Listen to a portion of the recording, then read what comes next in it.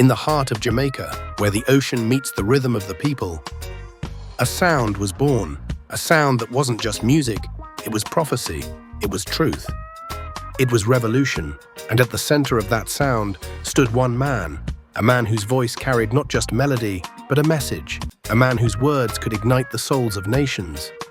His name, Burning Spear. To some, he was a singer, to others a messenger, but to those who truly listened, he was a prophet of the people. His songs weren't just records, they were sermons of liberation. They told stories of pain, pride, and perseverance, stories of Africa, stories of the past, stories of the spirit. And even now, decades later, the voice of Burning Spear still echoes across generations, across oceans, across hearts.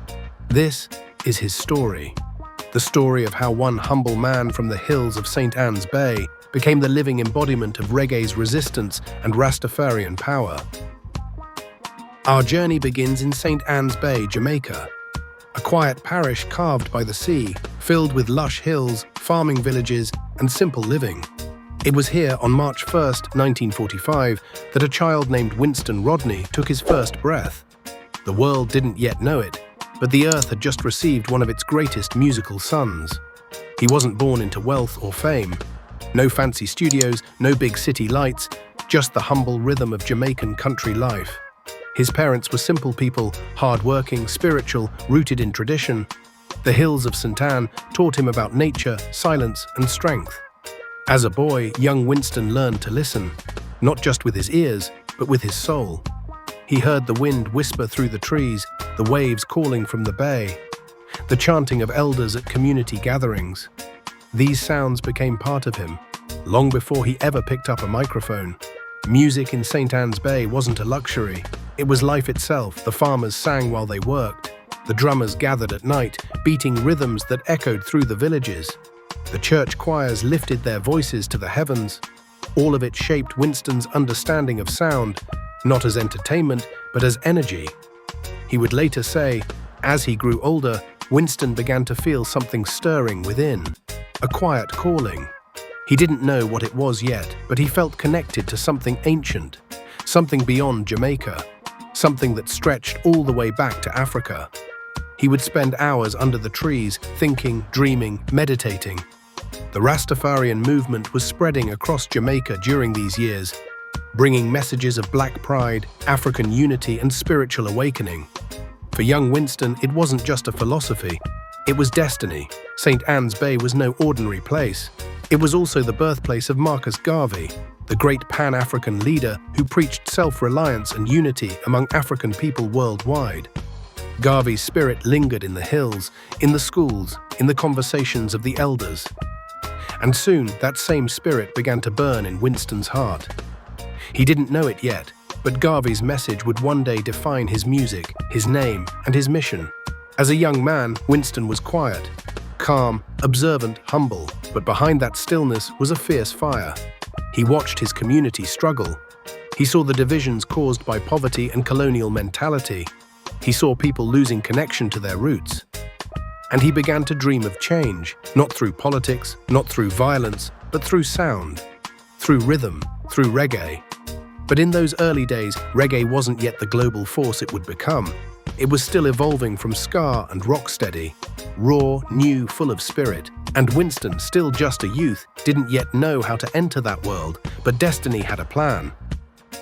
In the late 1960s, like many dreamers before him, Winston Rodney left the quiet comfort of St. Anne and headed for Kingston, the capital city of Jamaica.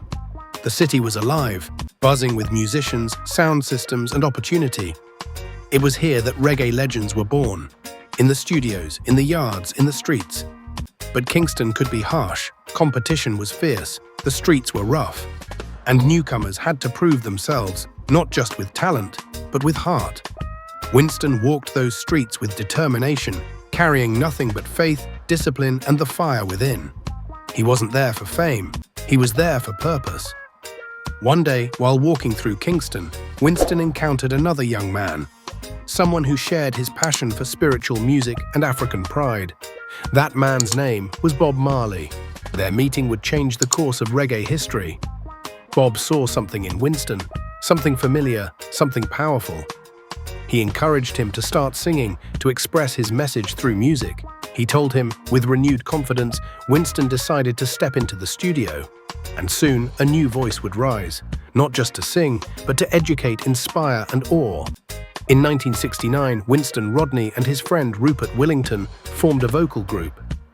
They called themselves Burning Spear, after the great African leader Jomo Kenyatta, whose name meant burning spear. The name was more than symbolic.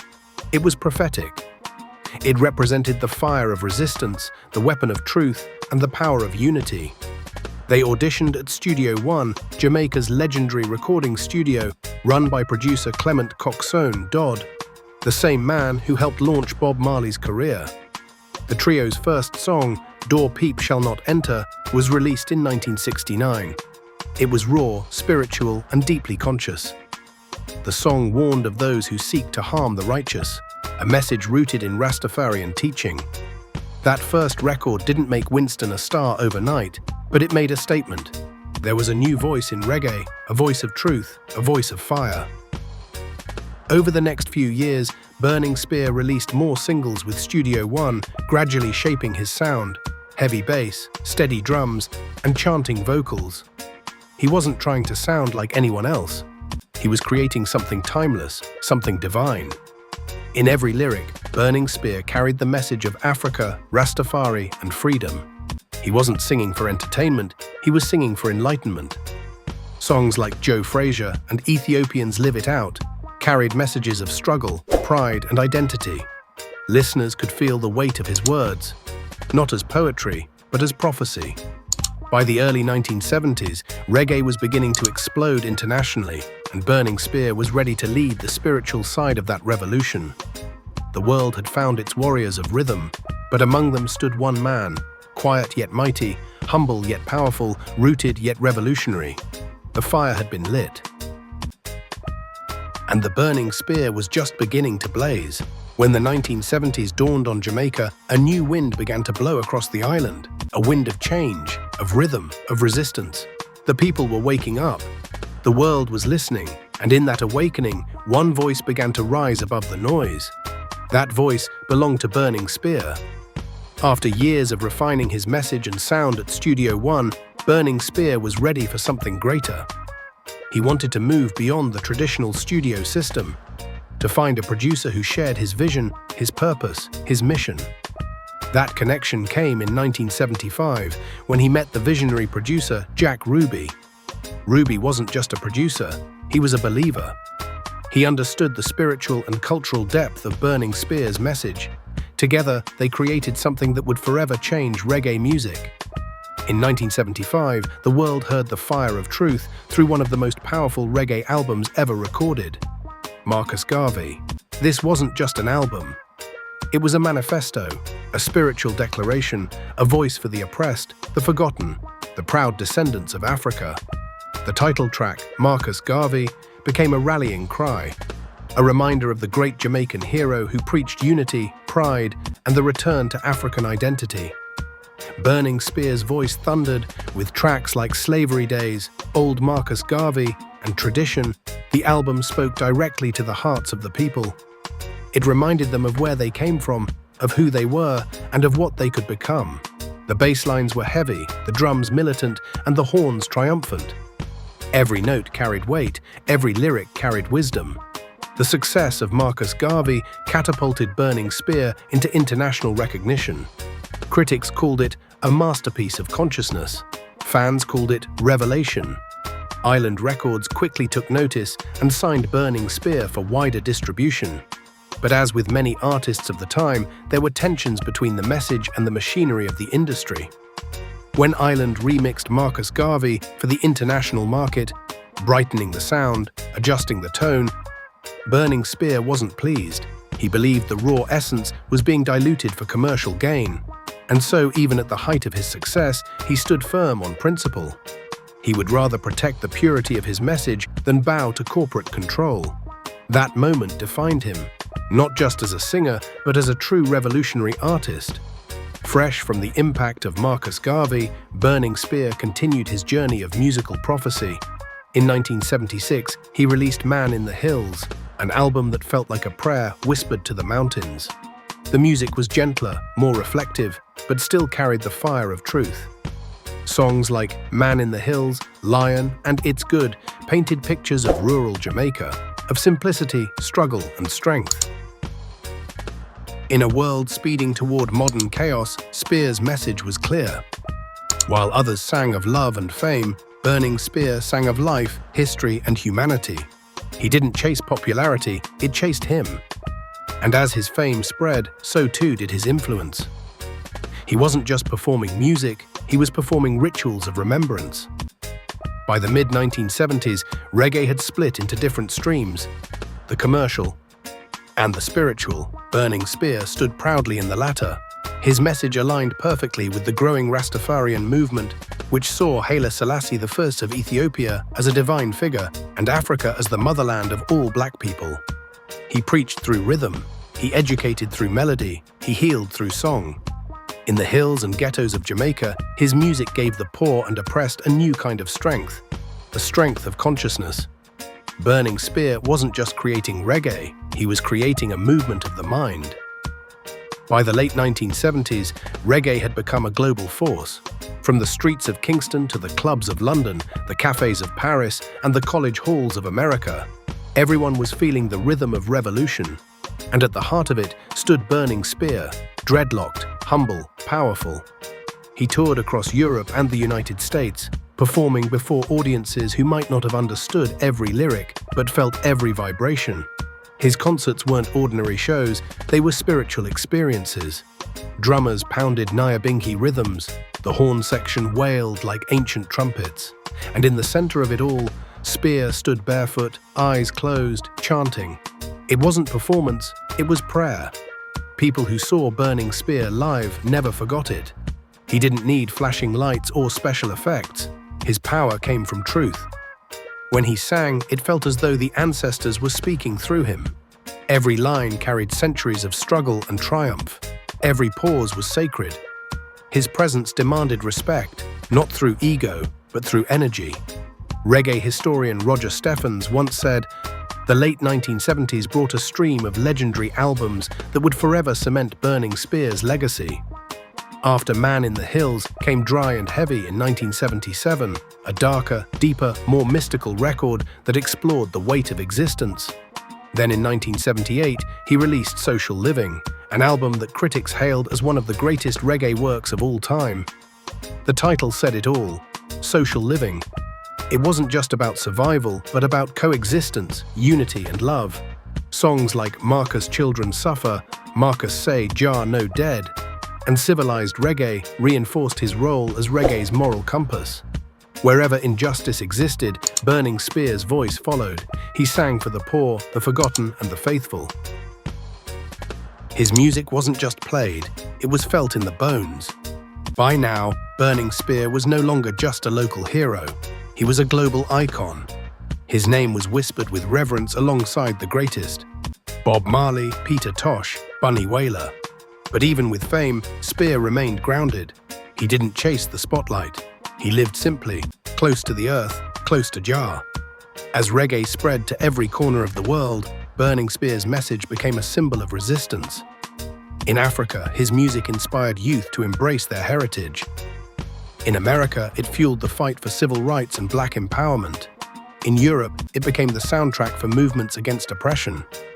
From a quiet boy in St. Anne's Bay to a global messenger of truth and justice, Burning Spear had become not just an artist, but a movement. And as his fire spread across the world, the spear would continue to burn, higher, brighter, and stronger than ever. By the dawn of the 1980s, reggae had conquered the world.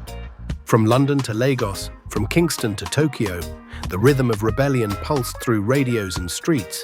And while many artists rose and faded with the tide, one man's flame kept burning, constant, steady, righteous. Burning Spear had carried the message from the hills of Jamaica to the hearts of millions. After the success of Social Living, Burning Spear stood as a musical prophet. But he was never one to rest on past glory. He kept creating, kept chanting, kept moving forward. In 1980, he released Hail Him, a thunderous salute to Haile Selassie I and to the eternal presence of Jah within the people. The sound was deep, rolling bass lines, echoing horns, a voice carved from the mountains. The song Columbus stood out, retelling history from an African perspective. It was more than a lyric. It was an act of defiance, a rewriting of history through song.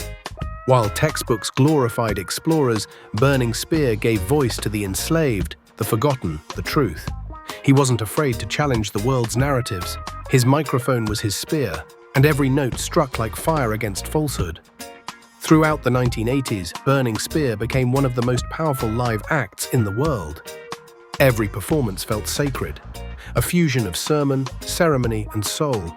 He toured Europe, Africa, North America, carrying the flag of Jamaica wherever he went. From small community halls to massive festivals, people gathered not to dance, but to awaken. At Reggae Sunsplash, thousands lifted their fists as he sang Marcus Garvey. In London, audiences wept during slavery days. In New York, his voice rolled through Central Park like thunder. He didn't just perform songs, he built bridges between continents, between generations, between spirit and sound. As the 1980s turned into the 1990s, the music industry changed. Big labels sought quick hits, commercial success, radio-friendly rhythms. But Burning Spear refused to bend. He believed art was sacred, not for sale. So he made a bold move. He founded his own label, Burning Music Productions, ensuring full control over his art and his message. From that point onward, every album, every note, every decision was guided by principle. No middlemen, no dilution, pure spear. He recorded albums like People of the World, 1986, Resistance, 1987, and Mekwe Dweet, 1990. Each one carried the same burning spirit, but now with sharper production, international polish, and unstoppable conviction. His lyrics grew even more philosophical, songs about unity, endurance, love, and consciousness. He reminded listeners that revolution wasn't only in politics, it was in everyday living. By the late 1990s, the world had finally caught up with the depth of his artistry. He began receiving nominations for the Grammy Awards, the highest honor in music. In 2000, he won his first Grammy for the album Calling Rastafari. The recognition was long overdue. But for Spear, it wasn't about trophies. He told reporters, still the honor symbolized something greater. That truth, even when whispered through ancient drums, could reach the grandest halls of the world.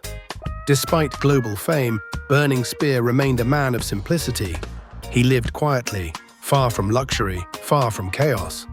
He found peace in the small things, the sea breeze, the taste of Ital food, the sound of morning rain.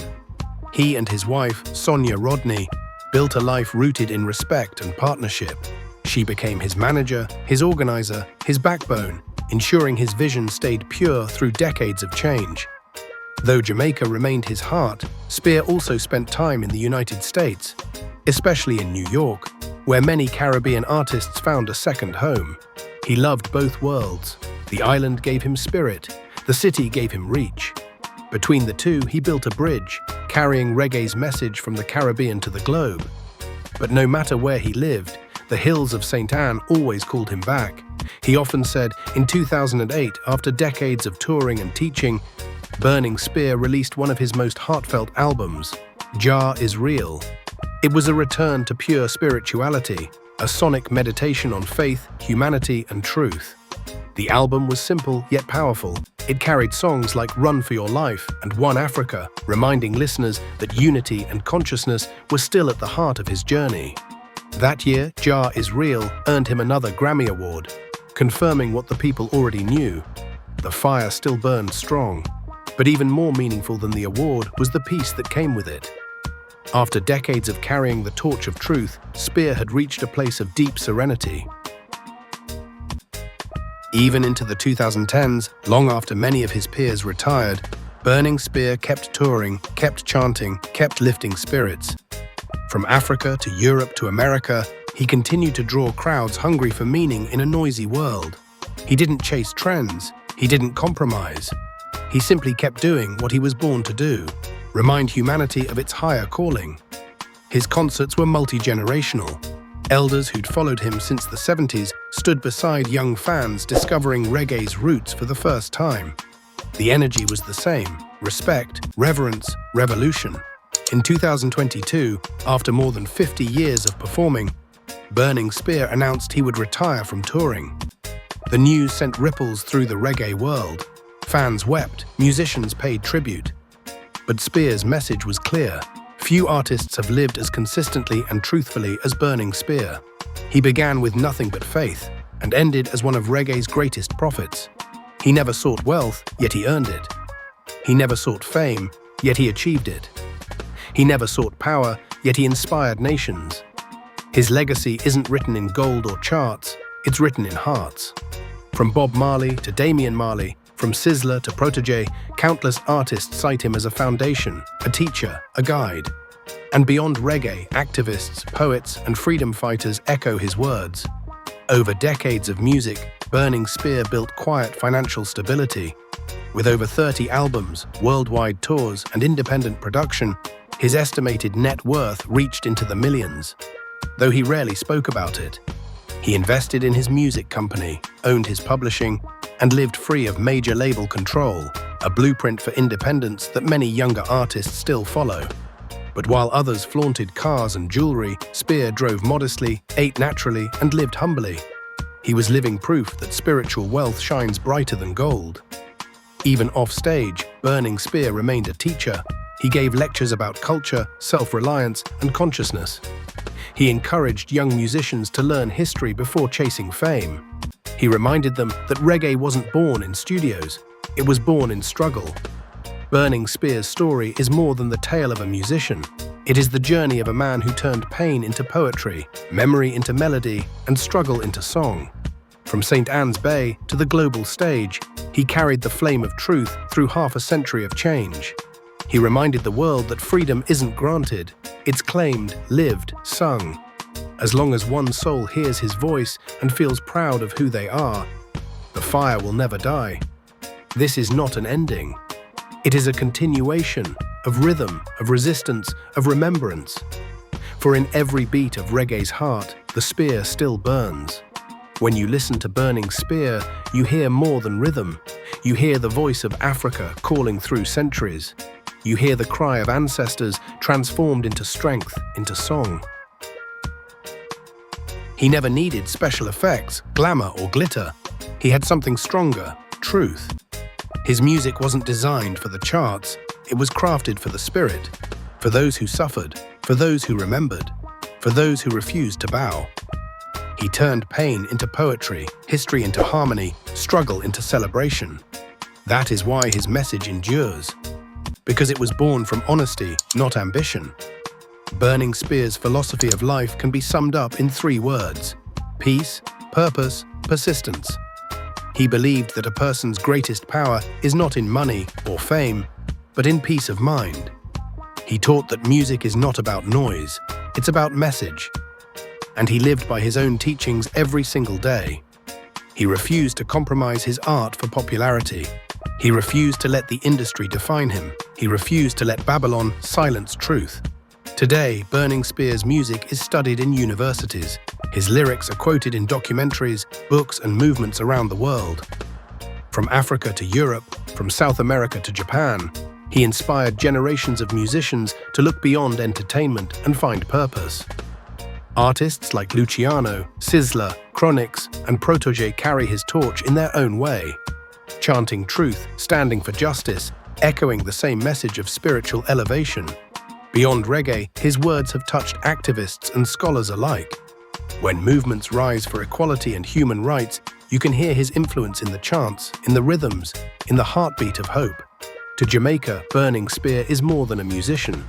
He's a national symbol, a guardian of culture, a keeper of roots. His music stands alongside the works of Bob Marley, Peter Tosh, and Bunny Wailer, the holy trinity of reggae consciousness. He represents the unwavering power of the Jamaican spirit. Humble, resilient, revolutionary. Even decades after his debut, his face appears on murals, his voice in schools, his lyrics on walls across Kingston. To the people, he is not just Burning Spear, he is the spirit of the people. Over the years, Burning Spear has received numerous honors, not only Grammys, but also cultural awards from around the world. He was recognized by the Jamaican government for his contribution to music and national identity. He received the Order of Distinction, one of Jamaica's highest honors, for preserving the country's cultural heritage.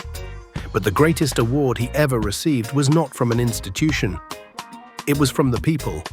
Every time a fan raised their fist in a crowd, every time a youth discovered his music and found pride in their roots, that was his true trophy. As the sun sets on a lifetime of devotion, one truth remains. Burning Spear's fire can never die. Because his fire is not made of fame or flesh. It's made of faith, memory, and love. He taught the world that music is a weapon of peace, sharper than steel, stronger than fear. That every generation has a duty to sing its truth. That no matter how dark the times, the spirit of freedom still burns. He showed us that being true to yourself, even when the world misunderstands you, is the highest form of courage. He showed us that integrity is greater than popularity, that patience is stronger than power, and that humility is the true sign of greatness. In one of his final interviews, when asked what keeps him going after so many years, Burning Spear smiled and said, "Burning Spear may no longer tour, but his songs travel without him, carried by wind, by soul, by time. In the villages of Africa, children dance to his music. In the streets of America, activists quote his lyrics. In the mountains of Jamaica, elders still whisper his name in gratitude. The fire he lit decades ago now burns in millions of hearts. And as long as reggae exists, that flame will never fade." From humble beginnings in St. Anne's Bay to global recognition, Winston Rodney, the man the world calls Burning Spear, has walked the long road of purpose. He has reminded us that freedom is not found in fame, but in faith. That strength is not shown in anger, but in wisdom. That truth is not a whisper, but a song that never ends. Don't forget to like, comment, and subscribe for more